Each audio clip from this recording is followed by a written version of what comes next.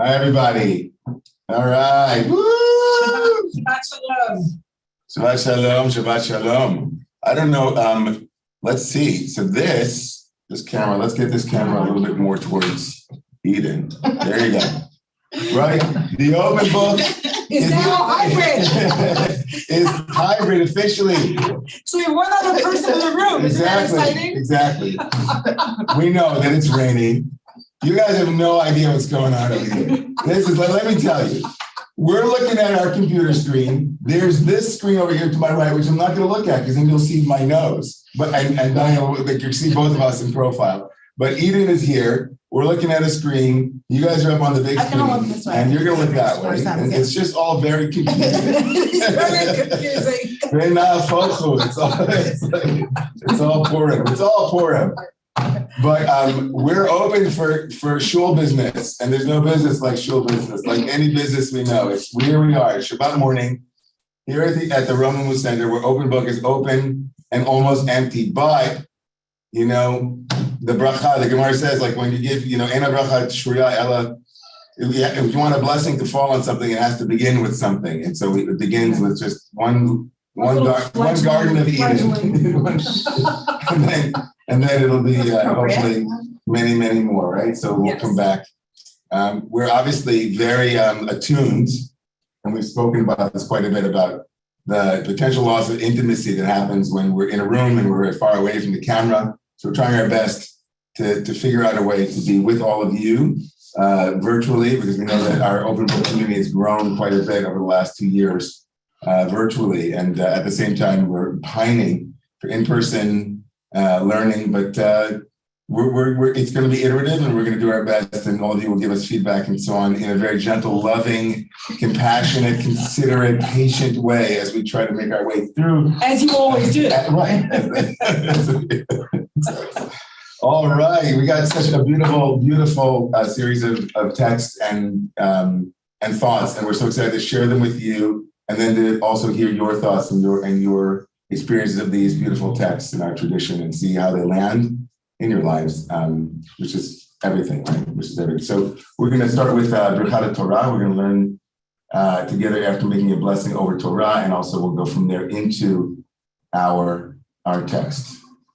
Maybe I just want to maybe Eden can give us the blessing this morning, just to open up our actual space here on site.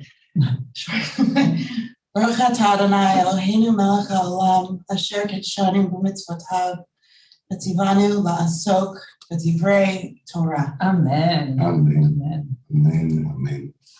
I'm going to share a screen with you guys. The text, of course, is in the chat area, and so is,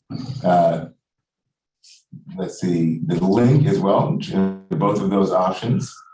Let me begin by framing that we're gonna be teaching for a bit here. We're going to teach. Anna, you have to let me be the screen share from my local computer.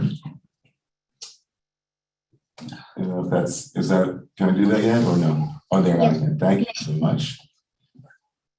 All right, Jessica is here. We're gonna, let's see.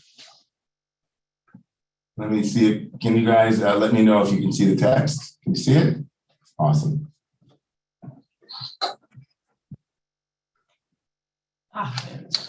So as we begin this, I just wanted to say this just to give us a sense of the flow of the next, I guess, almost an hour, about 40, almost 50 minutes. We're just going to begin. Rabbi Kolarestis and I are going to teach these texts and actually move through quite a bit of text before we open it up. We really wanted to fill out the picture of what we're trying to teach today. And then we're going to open it up, we think, for a good amount of time, recognizing that usually in this beautiful group, there's quite a bit of deep Torah that comes out and emerges from all of you. So we're hoping to have both the deep Torah of the text that we're teaching and also your deep Torah. So we're going to start with that.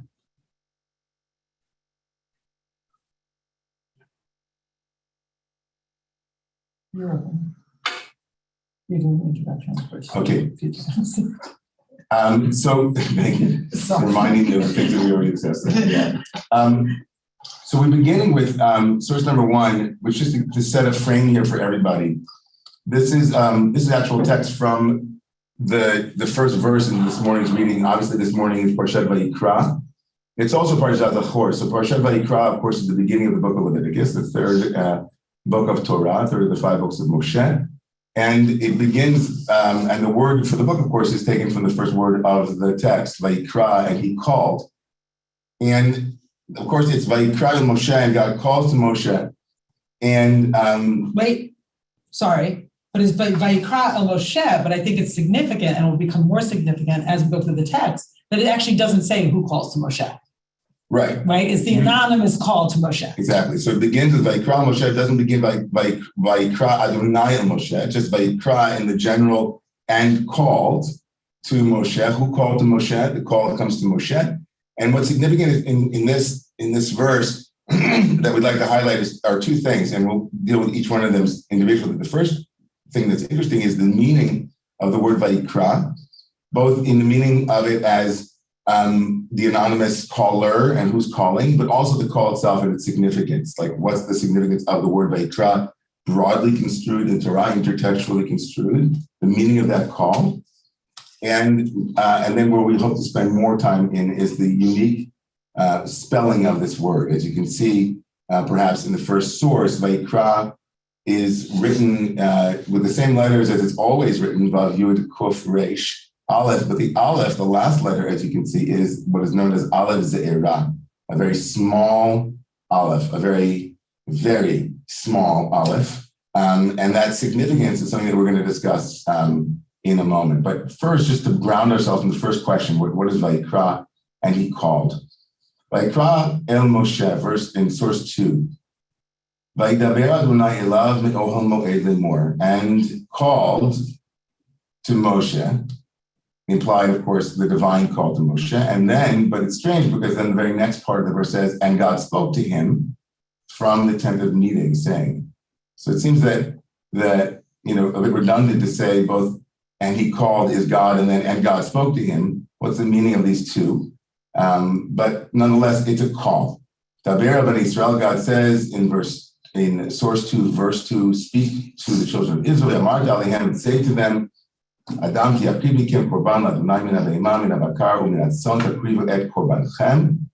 God says to speak to the children of Israel. God says to Moshe, and tell them about korbanot, about the sacrifices. If any of them comes right with a korban, let it be from these animals, from the herd, or from the flock. So just one quick note on that. It's interesting that instead of ish being used here, man, Adam, human being, is being used here. I'm not sure of the significance of that, but maybe that will emerge in our conversation.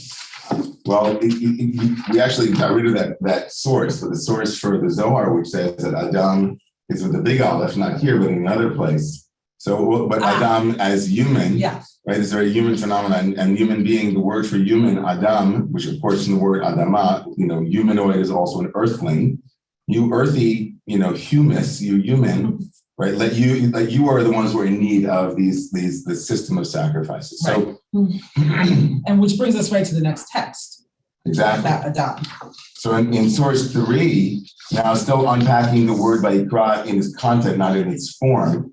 Vayikra Adonai Elohim El Adam Vayomer Lo Ayeka. The first occurrence of the word Vayikra, and he called, and they called, or calling happens. The word Vayikra, right? A call goes out, and it's in the context of searching for Adam, for humans, for us, right? Ayeka, where are you? God calls to Adam, and there it's Ha-Adam, the human, with the hey, the definite article, right? As if this is a universal, as it's been understood by our tradition, the universal call. The word Vayikra is thick with the sense of God looking, or I guess Heschel would say, God in search of humanity. Right? Where are you? Ayeka. As we, in our own community, we spoke about this with the word kol 2 years ago, which was our theme for the year, right? And Ayeka, where are you? I hear the voice, right? So this is the sense that Vayikra, in our context, for the whole book of Leviticus, right? The beginning word is all about hearing a call that isn't easy to know whom is calling, right? Like, who may I ask is calling, right? It's right to, and who may I say is calling, right, from Leonard Cohen's great, So who may I say is calling? And of course, the intentionality behind calling also presumes that the call is being responded to on some level, or one must respond to it. Not that we will respond, but that the opportunity to respond is available. So in source number 4, right, we see the usage of the word Vayikra functionally in the Moses narrative, in Moshe's call to leadership. And so Moshe, of course, at this point in source number 4, Moshe has already run away, right? He's run away from Egypt. He's escaped, the first known refugee to escape from Egypt in our narrative. And he's now, right, working as a shepherd, and he comes across the great theophany, the great divine revelation in Sinai, in a little bush. It's Vayar Adonai Kisar Lirot, and God saw, right? And God saw that Moshe turned to see. It's an amazing verse. And God saw Moshe's desire to see. It's very powerful for, that whole phrase. God sees Moshe's yearning to see, and that Moshe turned to see, right? Moshe's turning to see is noted in the text, Vayikra Elav, and then God called to him. The same Vayikra, it seems, from the book of Genesis, as God called out and said, "Where are you?" And God and God calls to him, Mitoch HaSneh, from inside of the burning sneh, the burning bush. Vayomer Moshe, and again, it doesn't say what God says to him. It just says, it does say, it says Moshe, Moshe. God says, Moshe, Moshe, hey, Moshe. And then, again, hey, Moshe.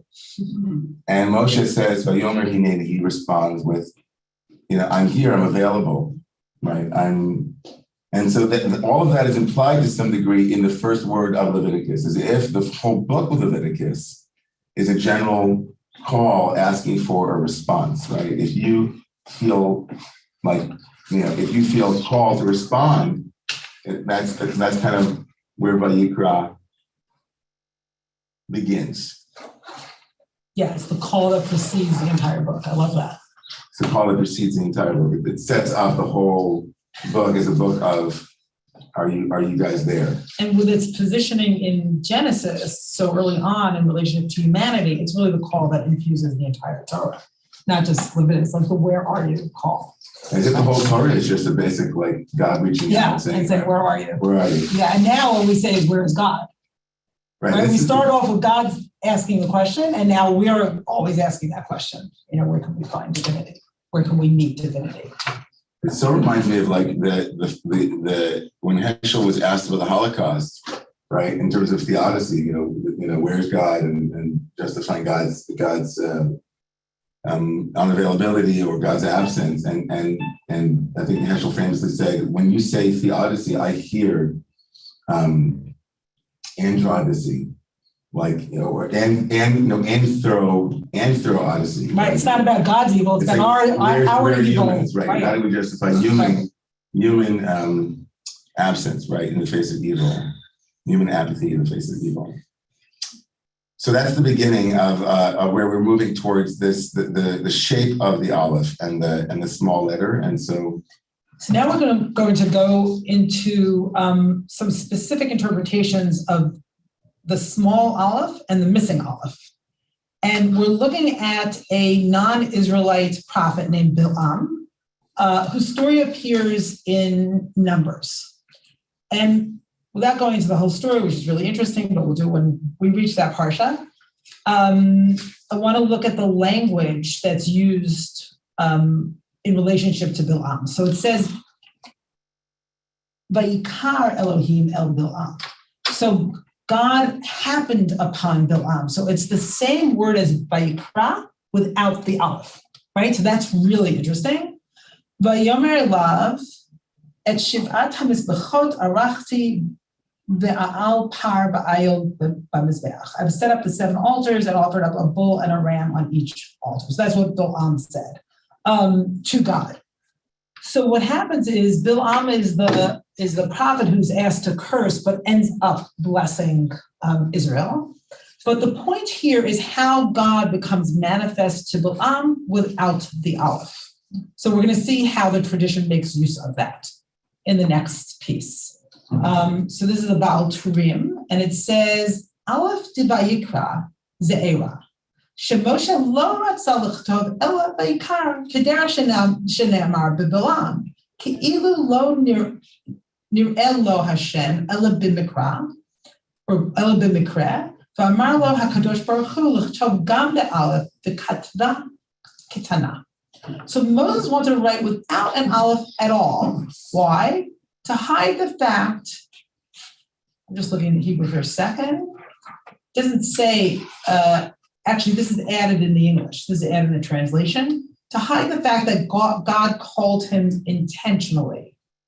So is he hiding it? Is Moshe hiding the intentionality of the call, the purpose of the call?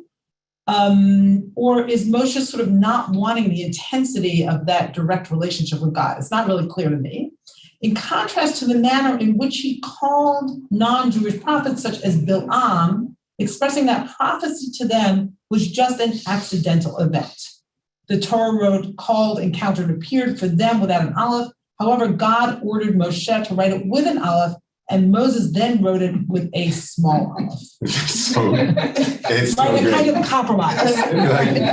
It's nuts. It's sort of a brilliant interpretation of why is there an aleph here and why is there not an aleph here, and a kind of sort of, wrestling between God and Moshe about their own relationship. Like, is it full of intentionality, or is it just like God happened upon Moshe, right? And it's partly perhaps Moses' humility, and maybe also in part, I was actually discussing this with my chaverta this morning, Sharon, maybe it's also Moshe wanting to name his experience of the divine call. Like maybe it wasn't so loud, maybe it was muted, maybe it was a still small voice. So that's interesting. What is a small aleph really indicating? Right? Is it the humility that Moshe goes, okay, God calls everybody, God calls me, that kind of humility? Or is it sort of an articulating of some kind of spiritual encounter that Moshe had, the nature of which? Right, and I think what's at stake, right, in what you're saying is whether or not, it began with Vayikra being a call, a clear call, and Moshe becomes a paradigm, at least the way we set this up, of the appropriate response. He says, Hineni, right, I'm here. Right. And then here in the Baal Turim's reading, by the way, he says Hineni, but then he's all full of ambivalence about the call. That's also true. He's right? It's not so simple there, right? Right. So I love that too. That's great because then it actually underscores like the Baal Turim. And by the way, the Baal Turim is a very early source in our tradition. It's quite early in medieval sage. And so like this is kind of an early tradition, very source that there's maybe some other ambivalence in Moshe that comes out which explains the small aleph. Like he's trying to work with the small aleph being there. He could have written that it was like a scribal error or whatever it is, but it actually for him indicates like a whole beautiful midrashic story that speaks to a kind of ambivalence about Moshe's willingness to publicize, like to everybody in the Torah for all eternity, that it wasn't just a mikra, right? And so the Baal Turim is adjusting this midrash about Bilam. Like he wants to be like, why can't I just be like, right, like Bilam? Like Bilam. Like usually it's like that's seen as like a laudatory thing. Like with Bilam, this is the tradition. Bilam, it says vikar, right? It just happened, like the word mikra, which like it just happened. Like a lower form of prophecy. A lower form. Even though the midrash also says that Bilam was equal to Moshe. V'lo kam b'Yisrael kim Moshe. There was nobody that was as good as Moshe, but Israel only amongst the Jews. Amongst the non-Jews, there's Bilam, and they're like, and Moshe's like, oh, I want to be like that, and then you're saying it's because Moshe had an ambivalence about like always having to be so like public about this meaning making. Well, I'm actually saying two things. There's two things here. One is the ambivalence about being public.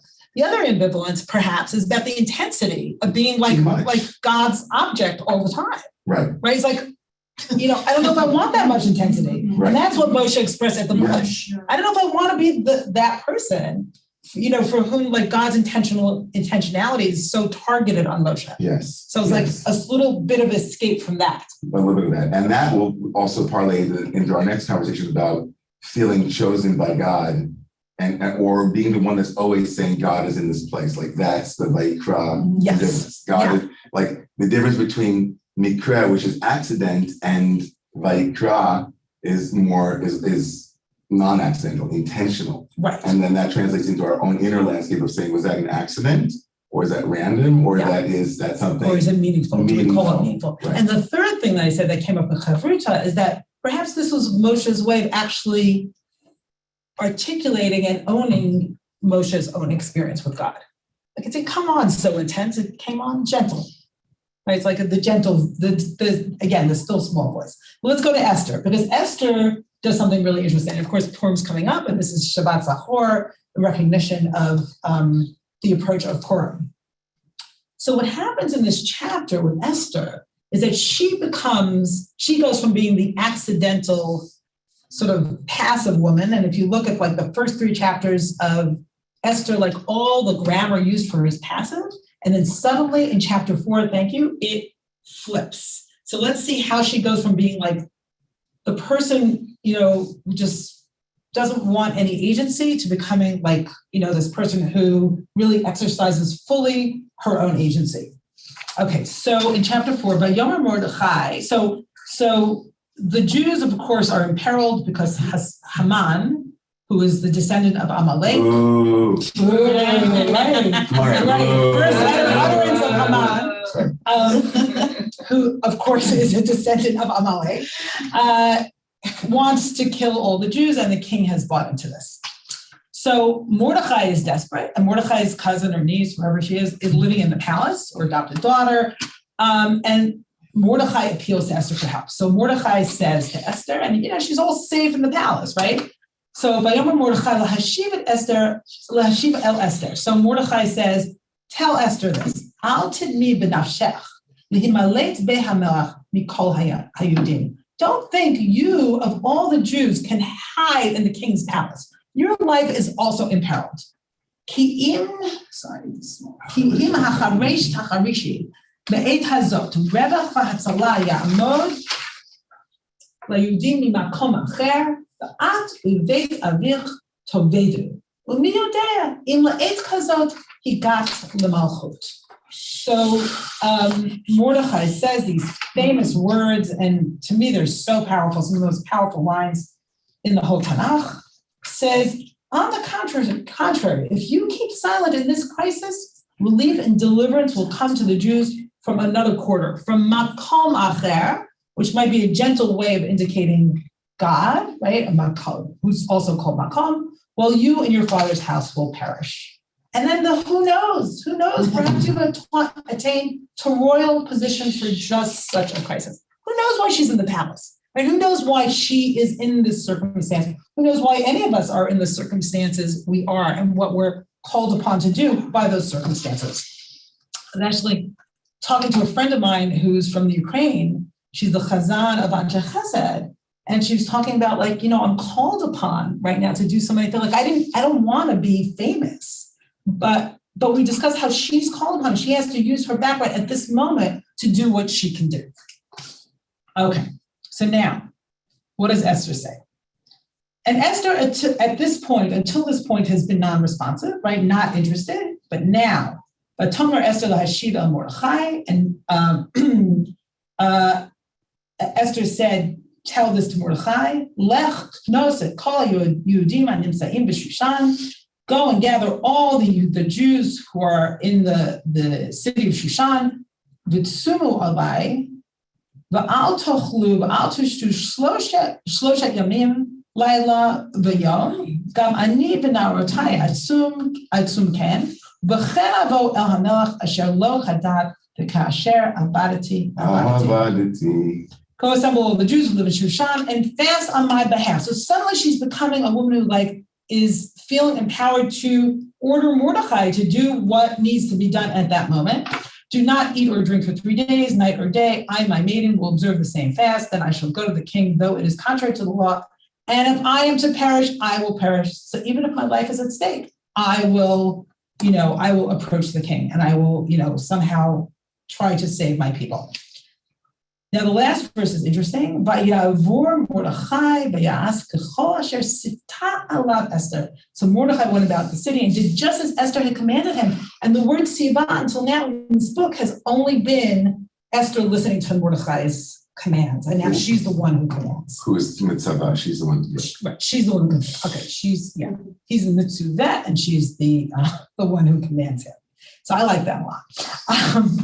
All right, now. Say more about that. That's fascinating. That's your chap. I think it's a. Yeah, is it my chap? I think so. Okay. She somehow shifts from being someone who only listens to commands to becoming commanding because she feels the moment, right? She's finally getting the urgency and the fact that life is actually at stake here and feeling that. And who wants to feel that intensity? I am having a really hard time reading the papers these days. Who wants to really know? But she finally got that her people are imperiled and she's standing up and she's using her own circumstances and platform that she naturally has because of her life, because of so many accidents, right? Because she won a beauty, a beauty contest. But she also what's remarkable. I think it's so moving. Your take on this. I think it's first of all. I think it's one of those things. I don't know if people have this experience. I don't know if people have this experience, but you once somebody interprets something in a way that really hits the core of it, it feels as if you can't see it any other way, and that's the way I feel about the way. It's funny. I don't feel like it's my take. I feel like it's the obvious reading. It is. I think it's the obvious reading, but it's not seen as obvious in the context of Vayikra and the call from the book of Genesis. Mm-hmm. I think that's your insight here, and I think it's what's playing out here obviously is a moral, we talked about this last night in the shul about moral regret, about your own violation of your own code and the missed opportunities. And Mordechai is a great persuader. He makes a great argument. He says something that is he knows how to reach her. He knows how to reach her, and he says something quite compelling. He says, who knows if this is exactly why you're here. Right. And then he also, let me just say one thing about that, because I was wanting to share my chavruta, which she said is so beautiful, if I can say it, is that who knows is sort of like the small aleph. It's like it's not like the voice of certainty and revelation, this is what God wants, but it's who knows?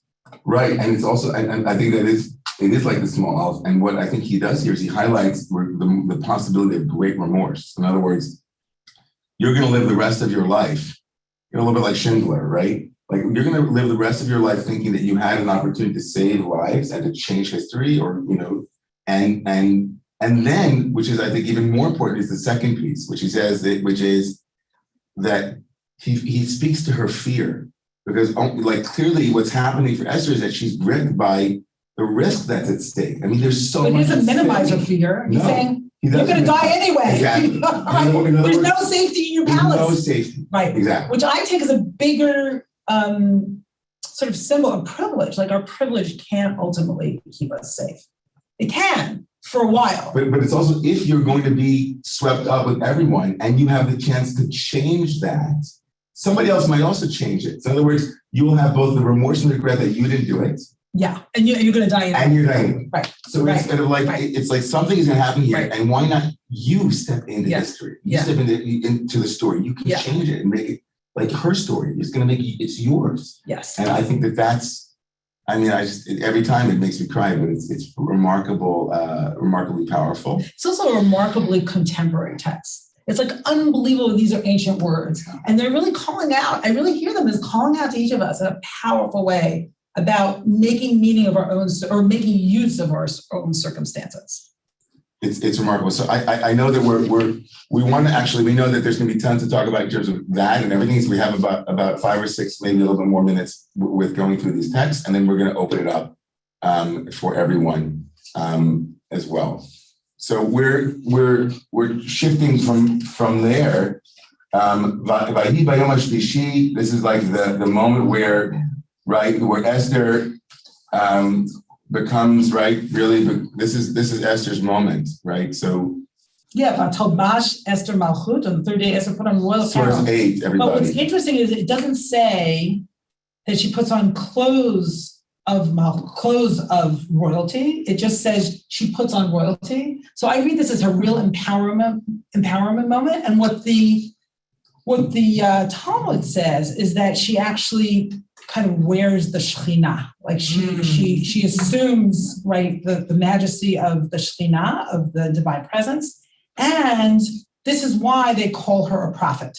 Right? They give this verse as the proof text for Esther being a prophetess. So I think we've looked at like the transition or the transformation of a person going from, again, the accidental life to sort of being able to speak in that prophetic voice, because she understands what her people, not because she's so special, but because she understands what her people need at that moment and understands her purpose. Okay, I don't think we have to get through the rest of the verse. I think we can go on.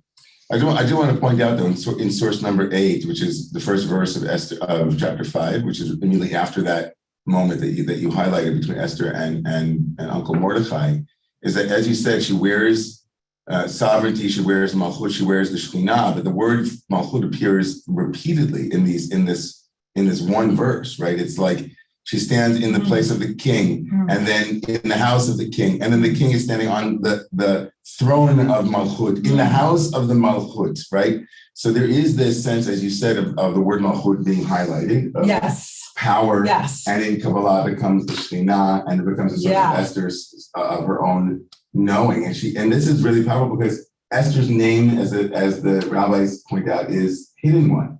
Right, Esther. And here she's coming out. She comes out. Yeah, and she was so terrified of malchut in chapter 4, but now maybe like the remedy is to feel your own malchut, so you can approach malchut. Right, amazing, such a beautiful empowerment teaching. It is, and she said, "Okay, I'm the queen." For goodness sake. I'm the queen. I'm the queen. I'm not just some like beauty contest winner. I'm the queen. And she owns it. She owns it. And it's again, and in contrast to Moshe's moment, where Moshe's ambivalence. Or maybe not just in contrast. I mean, both of them struggle with it, right? Moshe struggles, and so does Esther. But like this is decidedly in the context of Vikar versus Vayikra with a small aleph, which is maybe she was hiding from that small aleph that was her own destiny and her own possibility, and then she owned it, and it became Vayikra, right? So, and became malchut. And this is exactly what Lord Rabbi Jonathan Sachs points out in source number 10. We're just going to go there. And where Rabbi Sachs points out here that in the dynamic that we're articulating here between the word in Hebrew vikar, which was used with Bilam, which is connected with the word mikre, the Baal HaTurim, as you saw above in the earlier sources, the Baal HaTurim focuses on the rabbinic sense that the word, when you put a little aleph at the end of Vayikra, it allows us then to separate the word Vayikra into Vikar, aleph, or like happenstance, Mikra, or Vayikra, which seems intentional. That was the Baal HaTurim. And then it played out in the Esther text, which is Esther's story of Vikar, of happenstance. I mean, the book of Esther is all about randomness, about lotteries, about things that just seem to happen, right, randomly, versus something that is more agentic. And violence is also random. And violence is random, right? And that's actually maybe why the text in Purim is Vikar without an aleph. It's that they treated it as if it were random. Like, there's a kind of randomness. And Esther, of course, whose name has everything to do with the letter aleph, especially in its silent form or in the still small aleph, she sees the aleph and she turns Vikar, which is maybe random, into a story, into something which is a kriyah, call. Or so, so here's Rabbi Sachs, I think, beautifully writing on this in between desire and chance, between destiny and chance. He writes in source 10, I hope you guys can see this, when scripture says, if you continue to be carried towards me, this is where Rabbi Sachs is pointing out in the book of Leviticus, where God is warning the people in what's called the rebuke. He says, if you will walk with me but carry, God says, then in my anger I will be with carry towards you. It means, if when I bring trouble upon you in order to cause you to repent, you say that the trouble is purely accidental, right? Then I will add to your trouble the suffering of being left to chance. Right? That's the way the Rambam reads this. Maimonides reads this, and it's kind of, as he says, Rambam understands carry to be related to the word mikra, meaning chance. The curses in his interpretation are not divine retribution as such. It will not be the God who makes Israel suffer. It will be other human beings. What will happen is simply, he writes, a consequence that God will withdraw God's protection with Israel, and Israel will have to face the world alone without the sheltering presence of God. This, for Rambam, is simple, inescapable, measure for measure, midah keneged midah. If Israel believed in divine providence, they would be blessed by divine providence. If they see history as mere chance, what Joseph Heller, author of Cat 22, called a trash bag of random coincidences blown open by the wind, they will be left to chance.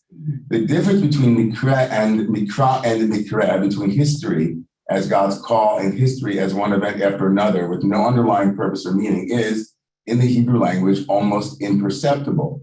The words sound the same. The only difference is that the former has an aleph, while the latter does not. The letter aleph is almost inaudible. Its appearance in a Sefer Torah at the beginning of Vayikra, that small aleph, is almost invisible. Do not expect, the Torah is intimating, that the presence of God in history will always be as clear and unambiguous as it was during the Exodus from Egypt and the division of the Red Sea. For much of the time, it will depend on your own sensitivity. For those who look, it will be visible. And for those who listen, it can be heard. But first, you have to look and listen. Right? That brings us right back to the Moshe moment and God saw that he looked. He was looking. Nice. If you choose not to see or hear, then Vayikra will become Vayikar. The call will be inaudible, and history will seem mere chance.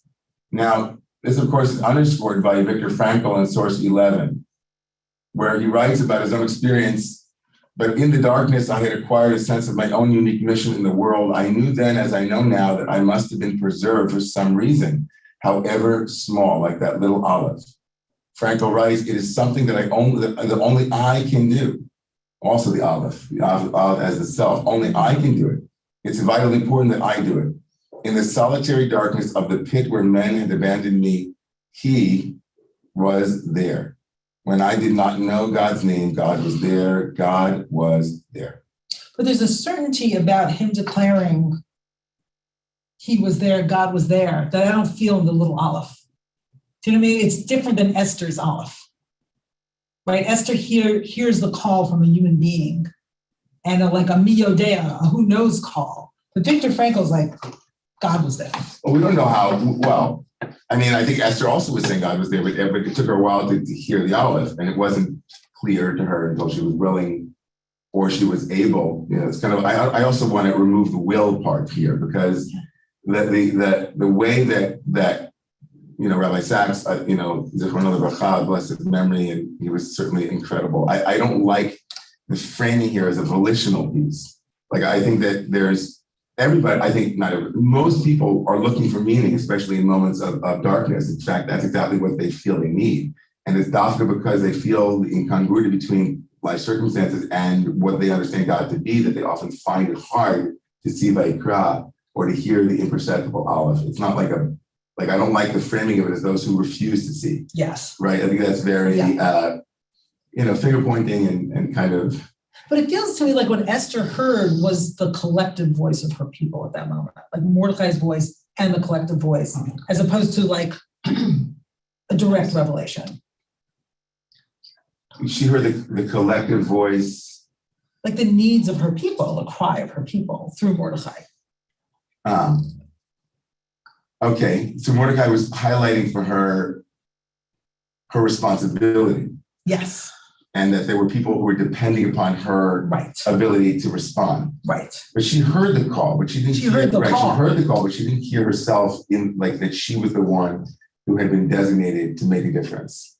And then when Mordecai lifts up that others are depending on her choice, she then responds. Right.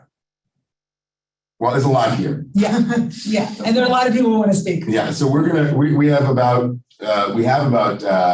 9:50, so we have about 22 minutes. There's one last text that we're hoping to get to. So everybody who has your hand up, at the end, yeah. We're hoping to leave at least 5 minutes at the end for the text. So please, we don't want to use a timer, but we just really need you all. And we might start doing that. We need you all. There are now 2, 3, 4, 5, 6, 7, 8, 9, 10, 12 hands.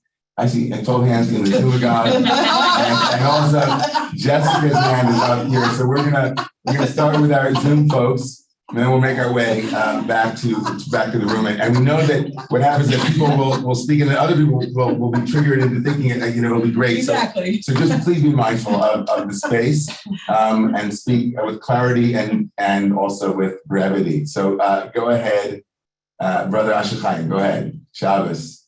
Shabbos. Oh, sorry. Thank you. Brilliant Torah. Thank you. Shabbat Shalom. Shalom. I'm the concordance guy, and Vayikra, God called light day. So there's Vayikra of naming, but I like the Vayikra of beckoning and summoning, and especially the intertext you brought with the burning bush. The burning bush is scary, and God is inviting Moshe to come into a place that is scary, to find something that is unimaginable. And similarly, at the end of Exodus, God was so filling the place of the Mishkan that there wasn't even room for Moshe. And that's scary. And again, Moshe is being beckoned into a place that might appear scary, but where intimacy is possible. So from there, the Umio Dea, Esther, who happened to be the most charming person in a beauty contest, is suddenly invited to come to a place that is terrifying, coming unsummoned into the audience of the king, where she could literally be killed.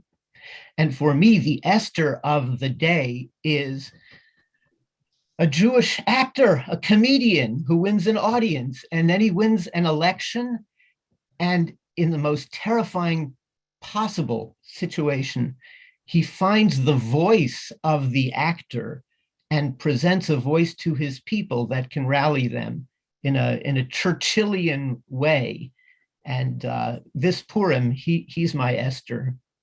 Yes. Oh, wow. Yes. And I also want to highlight that you just brought something. First of all, thank you for bringing us to the really first instance of the word Vayikra in Or and Choshech, between light and dark.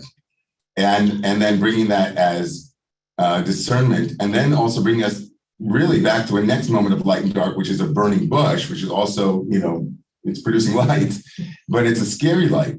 And I think in that moment, I think you're actually saying something really profound, which is that in the danger of the theophany of the bush or anything that's scary, Moshe looks for the aleph inside of that mikra, inside of that occurrence.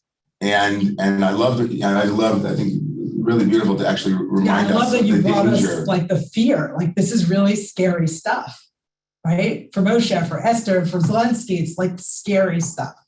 Yeah. And there's also a quality of it feels choice, like there is no choice, but there really clearly is in all of these texts. There is a choice to be made, and Zelensky is stepping in this remarkable way. Maybe it doesn't feel as if there's a choice. Maybe who knows? But he himself says, "If I will perish, I will." He knows exactly his life is, intensely at risk. Thank you for that, Asher Chaim. Yeah. Mariam, Margot. Yes. Good morning, Shabbat Shalom. I agree with you. Brilliant Torah. Thank you so much to connect this with Esther. It just blew me away. I want to speak in favor of in praise of chants, in praise of Tohu Vavohu, just for a few minutes. There's something magical about encountering deep meaning and power in something that you think is random. I remember I was only in Rome once, and we didn't have the GPS on our phones like we have. So we were just wandering around and suddenly saw the Colosseum. Oh my goodness, it was so powerful. Alexander Fleming saw a random mold growing on his petri dish. He should have thrown it away, but he noticed something unusual, the clear zone where the mold, the penicillium mold, was killing the microbes. Moshe, I'm going to slightly disagree with you, Asher Chaim b'shem shamayim. Moshe just happened to see a bush in the wilderness. It's a sneh, it's a little bush. It was burning, but it wasn't being consumed. The leaves weren't disappearing. You have to look for a while. And yet he decides to turn aside and notice it anyway.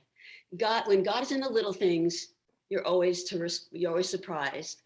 But to respond to that call with great humility is the more admirable way, rather than planning and saying, oh, look how great I am. You realize the obstacles, you're brave. Anyway, you say Hineni. I think that's the little Aleph. Margot, I love that you're holding up like the chaos and the randomness of the universe. I don't think either of us need to say like, oh, it's all purpose, it's all meaning, and none of it is random.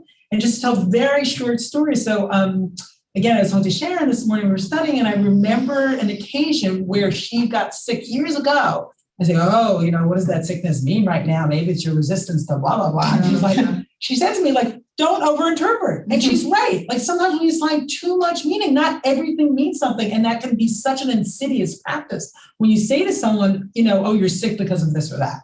That's just, one example of how meaning making can be insidious. So let's be careful with purpose and let's hold up randomness as well. So thank you, Margo. Yeah, and to find meaning in the little things that may seem random. Thank you. So that was actually something that we had discussed in preparation for this class, is that overly examined life is also unbearable and also dangerous when you ascribe meaning to things. First of all, ascribing meaning for others. Right? Oh, horrible. Incredibly arrogant, horrible. And also potentially, number one. Number two is exactly what Frankel was saying, not to forget that he was saying that meaning making is not, he says it's a solitary venture, like meaning that it's up to the individual to ascribe meaning. Jung speaks about that too, like synchronicities are meaning-making moments for the individual, but like what you were saying and what you just highlighted for Marianne was that it can also become onerous and inappropriate at times, oppressive, right? Oppressive. And that's what you were trying to connect also, I think, to Moshe's ambivalence in the Bala Turim, which is that maybe he wanted to be like, it's just an accident that God's speaking to me. Why do I have to make so much meaning out of it? The Aleph is like too much. It's too much. And that's Israel's voice as well. We just want to be like the other nations. Yeah, let us be right? In the book of Samuel, like, I don't want to be the chosen. I want to be the chosen people. Exactly. All right. Just that voice. What happened to Aluma? Where did she go? She just was there and then I lost her. Okay, David Kurtz, go ahead. Shabbat Shalom. Amazing confluence of texts and ideas. I've always felt that following Exodus, that this is God handing over. He's handing over the destiny, which he's been in charge of since the burning bush, to the people. And it's amazing that you brought up Balaam, because Balaam is to me the moment in Torah where you actually are aware of other cultures and other covenants that God has over it. So by handing over this agency, I'm also reminded of Pincus, who was grandly rewarded for taking things into his own hands. So along with Esther. So, I don't mean to put a little personal thing on it, but I've always been suspect or ambivalent towards prayer in the regard of petitioning, because it just feels like in this conversation that God may not be there anymore, that this was the moment where God says, hey, people, this is how you do it. It's now your journey. Yeah. I want to I highlight two words in Hebrew, mi and ma. In this text, it's mi yodea, like where Mordechai says to Esther, who knows, maybe this is your moment, not God's moment.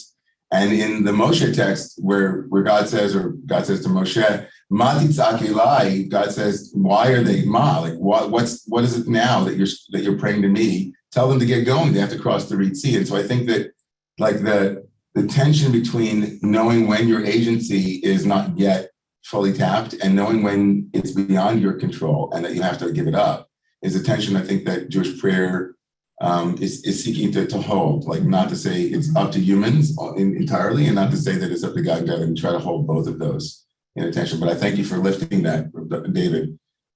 We're definitely going to run out of time. I'm just saying it right now. So Nehemiah, Ilana, Aiden, Julie, we have a lot of people. So 30 seconds, folks. 30 seconds, please. Go ahead, Nehemiah. Okay. Okay, Nehemiah, we can't hear you. תודה רבה. נחמיה. שלום, שבת שלום לכולם. We are called all the time. If God is everything, if you are really non-dualistic, God is speaking all the time. we just have layers on layers of not being able to listen. And Parashat Esther is the perfect example because they said, Aster, Astir, the quote from Numbers, that God hid twice because people even don't know sometimes that God is there. They become like where I was brought up, they become atheist. That means that they don't feel God by being good people, by feeling love, but they don't realize that God exists there. Yes, so Nehemiah, I have to cut you off. I'm sorry, no, I have to cut you off. So we have so many other people that need to speak. So I'm finishing. So here, Moses can listen, and we have to learn to listen as well to God who is speaking to us all the time. Thank you so much. Thank you. Ilana? Hi, Shabbat Shalom. Shalom. I'm having, I think, a hard time sort of settling into Shabbat this week with kind of everything happening in the world, and with this thinking about that of, is this a moment to do something? And the symbolism of the story, and thinking about the power of prayer, and in particular, and then prayer in action. So the idea of fasting as a way to listen and tap into kind of what's happening before taking action, so that it's sort of a grounded action, a collective action, but also that question that came up earlier as, is God calling on one person, or is God calling on, or somebody sort of, it's like almost like Mordecai asks a question that opens up a possibility for Esther. Esther then makes a request, and then it allows a whole people to kind of move forward. And so thinking about like the power of, right question. Like, yeah, spiritual action, spiritual intention that leads to very powerful human action. Yes. And how we might use that at this moment. And in particular, I know I sent you guys an email about this, but sort of inviting people to join. I think, I want to participate for the first time in the fast of Esther on Wednesday, and thinking about that as a powerful way to then kind of be recommitted to taking action to prevent, or to maybe change a story that seems so familiar in the world. Yes. We actually, Angie Atkins stood up last night during our service, and I hadn't even heard of this. Clearly, I'm not as on this, but yes, we'll be sending out an email about that. It's a very powerful possibility, and I love the way that I love the way Ilana is framing that the internal work of grounding ourselves on hearing it can then make that action, whatever it might be, even more intentional and powerful. Yeah. Aiden. Hi, everybody. I'm new here, but I've been watching on YouTube forever. So I just wanted to offer an uneducated opinion about the first word of the Vayikra.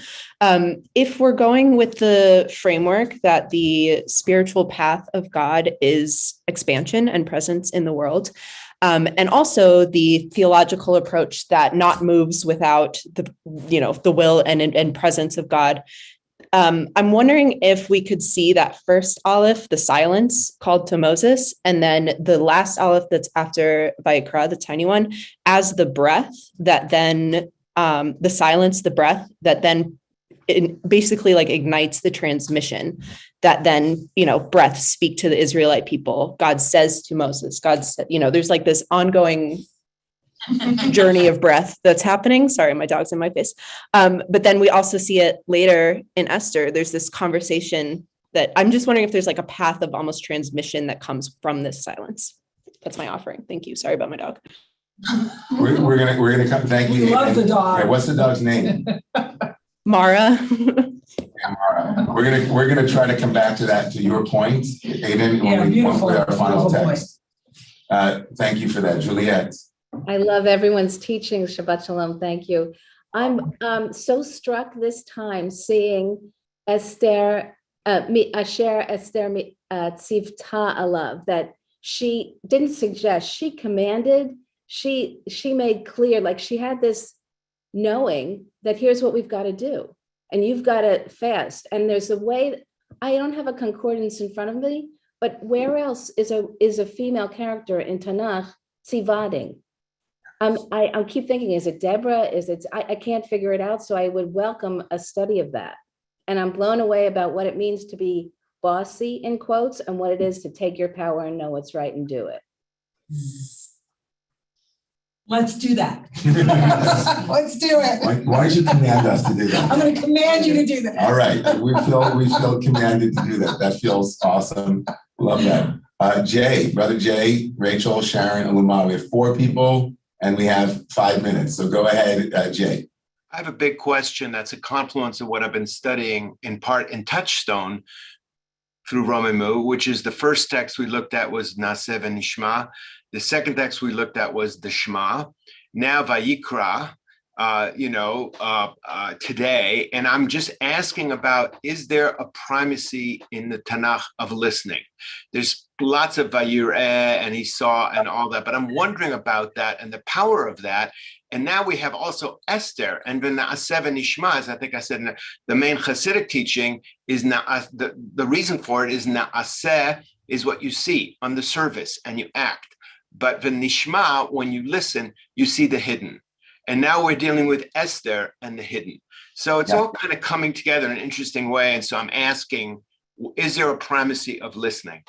Got it. So I heard you right away. So let me say there is, and it's a classic book was written on this, From Jerusalem to Athens, and one philosopher tried to imagine that Jerusalem or Judaism was rooted in listening, and Athens was more interested in the visual, and that more grounded in the Greeks were more in the measurable. And there was even an entire philosophy called the Chokhmat Ha'ivrit Ha'oznit, the unique Jewish or Hebrew listening philosophy that was written by David HaKohen, the student of Rav Kook, who wrote a book called Nevuah. So yes, listening and its properties has been much discussed, and we should, just as we just said, we're going to study. There's an emphasis in Deuteronomy over Exodus. It goes from the visual to the auditory. And the Shema is like a beautiful example of that. So we can say a lot more about this. But even in the book of Exodus, Naseh v'Nishma happens in the book of Exodus too. Right. So It's not that there's no listening, but there's an emphasis shift in emphasis towards on listening in Deuteronomy. And there's more on that. So that's another thing to put up there with what Juliet said around the women in Tanakh and their commanding and so on. So we have Rachel, Sharon, and Aluma left. And go ahead, Rachel. Thank you. I am struck by something that looks like a terrible flaw in the writing of the plot. And I'm probably going to expose my ignorance, but then maybe I'll get an answer.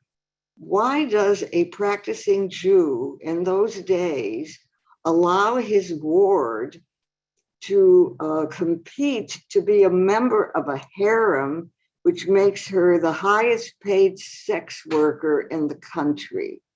This doesn't sound right. We're going to have to do a study of Esther in order to answer that, because it's not really in line with our theme today. But Rachel, I'm happy to talk to you about it directly or in class on Tuesday. Thank you so much. Absolutely. Yes. I think it's your chavruta. So Rabbi Cohen as well. The chavod. Oh, hi, Shabbat Shalom. Thank you so much. I'm vibrating with all of this. I'm just struck by sort of what's bubbling up for me in all of this Torah is just the incredible care with which we are being asked to navigate the terrain between randomness and meaning. Just how delicate that walk is. And so it just strikes me, both in the dialogue between God and Moshe around the Vayikra, right? Moshe's reticence to announce the meaning, God's voice to him saying, it's important to share. It's important to share the Aleph, and then Moshe figuring out a way to share it, but to share it, not just humbly, but maybe it is just humility, but also in a way that doesn't risk the impact on other people of shouting about it, which we know, so it's like, share it, but share it carefully. And then in the dialogue between Mordechai and Esther, it again feels like another way of navigating that terrain between randomness and meaning with care is to say, just consider the possibility that this is why you're here, not again, not with certainty. And I just loved what Margot was saying about the beauty of of those moments of randomness and responding with meaning, but not with just consider the possibility. So anyway, I'm just struck by the care that is required and how easy it feels to get it wrong on one side or the other. But anyway. I'm wondering about one thing is like, how do we keep the who knows alive and yet enter into like the authoritative voice of Esther that was so powerful? Like being commanding and yet being subtle. It's complicated. It's not only complicated, it's also fraught. I mean, it's a very complicated dance, but the stakes are high. And so it's kind of like the invitation to meaning making or the invitation to hearing the call. Those things have to be done with the gentle Aleph. But when things are so profoundly important, God is pretty insistent in the call of Moshe. And so is Mordechai. Like it's delicate, but they're actually not they're pretty persistent and aggressive in their demand. Like, and even going so far as to say, you might miss this moment and that won't help you. Right? You might want to be really, really. But the who knows gives her a little space. It gives her a little bit of space, but then Mordechai closes the space. And so I think that I hear this tension very deeply. I think both you and Sharon are both. Even the way that we frame it is delicate. Like, we want to say that there's urgency to it, but we also want the pressure not to be so overwhelming that you want to run. And so how do we do that? And I think that's absolutely, we've been privileging the Zoom space because we've been so nervous about but we have no more time. And so we're just going to, at least in this iteration, we're going to leave the Zoom room open. I wanted to give Jessica a chance to say if it's still relevant, and then I had this last text that I'm going to give 1 minute on to bring us to Aiden. I was going to address what both Sharon and Margot addressed, so I won't do that. I just want to mention that coming down the stairs, there's a poster that looks like it was for the kids that says, Jews are not called to a leap of faith, but to a leap of action. Wow. So I saw that coming That down here. random poster. It's a random poster. Just like Margaret, just like the penicillin. You're walking down. Right. And so call that from the call from the randomness that Moses got, that Esther got, that each of you got when you decided to become a public figure as a spiritual leader. I get the call a lot, and sometimes I don't answer. But that sense of what the children are learning, it's not a leap of faith; it's a leap of action. So, thank you. So I think I just wanted to say that the last word here is from the Mourner from Chernobyl. We wanted to bring this teaching, obviously, because it's a beautiful teaching, but it's also obviously I want to lift up, and we all do. I think want to lift up the teachings that are from that soil that is now so soaked with blood, innocent blood. And so Mourner said this, and this is in honor of Parshat Zachor. We said there were two things that we're reading this morning. One is the call, Vayikra, and the small aleph, and one is Parshat Zachor, which is a reminder of Amalek. And here are the words of the Mourner. If you want to see them, I can actually put them back onto the screen.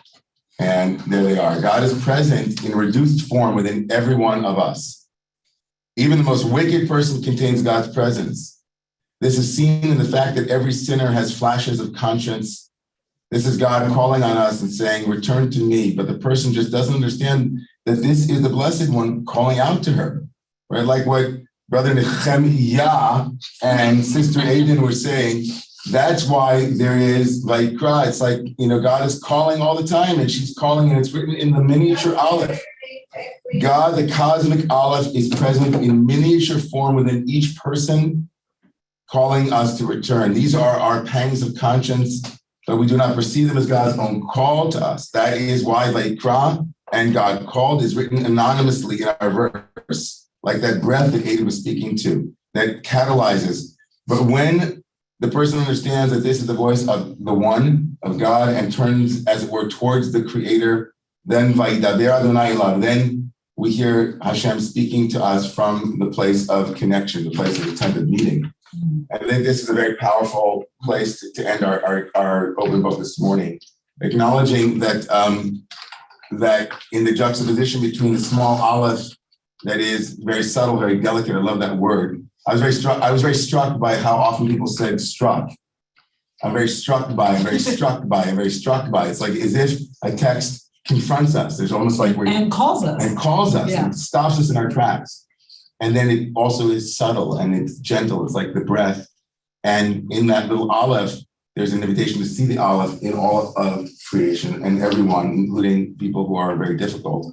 We're not ending on that note to say that we should not be acting in Ukraine, right? We're not acting. And so I'm really feeling the call here, especially from Sister Ilana, who was saying about spiritual preparation to know what the right action will be for each and every one of us. And enable us to listen more deeply. And to enable us to listen more deeply. We thank you all for dedicating time on Shabbat morning to studying sacred texts with Rabbi Kodesh and myself, and with the reopened book. Thank you. And the reopened